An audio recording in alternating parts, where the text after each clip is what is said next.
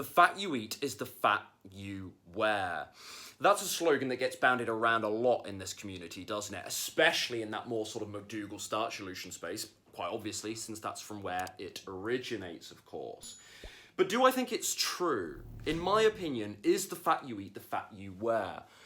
Well, certainly not literally, no. I don't think your consumption of an overt fat, even a food that's moderately high in fat, let's say, automatically leads to the storage of body fat. No, I don't think it's quite that straightforward. I think this is a soundbite that should be taken as just that, a soundbite. There's always nuance, there's always exceptions to the rule with such mottos and soundbites, right? So don't take it too literally. What I do, though, agree with McDougall on this, or I'm sure I do, though I haven't heard him say it in exactly these terms, I'm sure we're in line on this, given his other teachings, is that fat is by far and away, out of those three macronutrients, the others, of course, being protein and carbohydrate, fat is by far and away the least slimming. And there's a number of reasons for this, and the more longer-term viewers will know that I'm going to mention calorie density here, because certainly, given that we care a lot about the calorie metric from a weight loss perspective, 1 gram of fat equating to 9 calories versus 1 gram of carbohydrate and protein only yielding 4 calories. I mean, that's more than double on the fat front. So solely from a calorie perspective, you can already make the argument that fat is by far and away, considerably so, the least slimming of those three macronutrients. But it's not just that, it's also the way fat is metabolized. It's also the way it's processed in layperson's terms. Sorry, most of you do know what metabolize means. I don't mean to sound condescending there, but just in case you don't.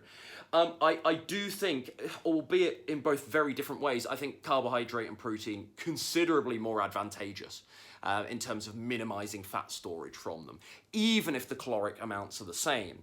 Now, this is where it gets you wander into gray area a little bit, because I think bottom line, if you're in a calorie deficit, even though I don't advise that you have a very high percentage of your overall calories coming from fats, you will still lose weight, bottom line.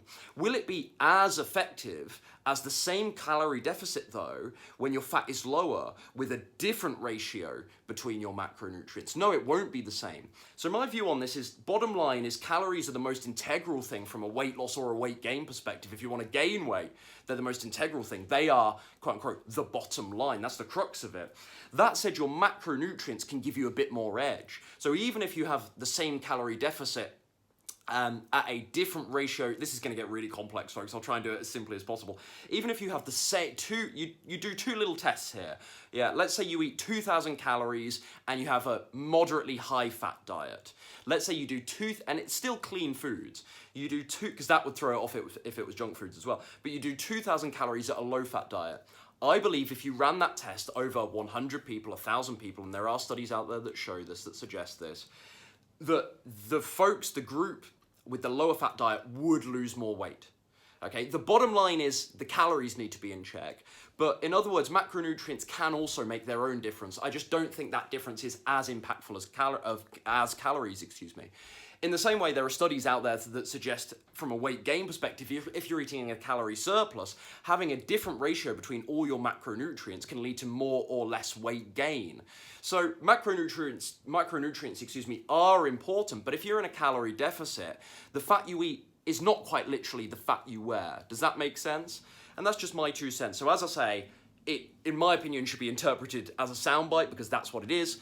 And so I don't think it's literally true, but simultaneously, I think there's some truth to it. Does that make sense? I think fat is by far and away the least slimming macronutrient, and that is why overall, I advise a low-fat diet, but not an ultra-low-fat diet. I'm not on board with perhaps the 80-10-10 philosophy, which you may or may not be familiar with. I'm not on board. I always say, yeah, as I say, I promote a low-fat diet, but not a super or an ultra-low-fat diet. I don't believe that most folks should be omitting entirely any overt sources of fat, like the avocados, like nuts and seeds, and so on. I don't believe that everybody should just arbitrarily be cutting these things out, and that's my stance. Though, I think you should still follow, in my opinion, a low-fat approach.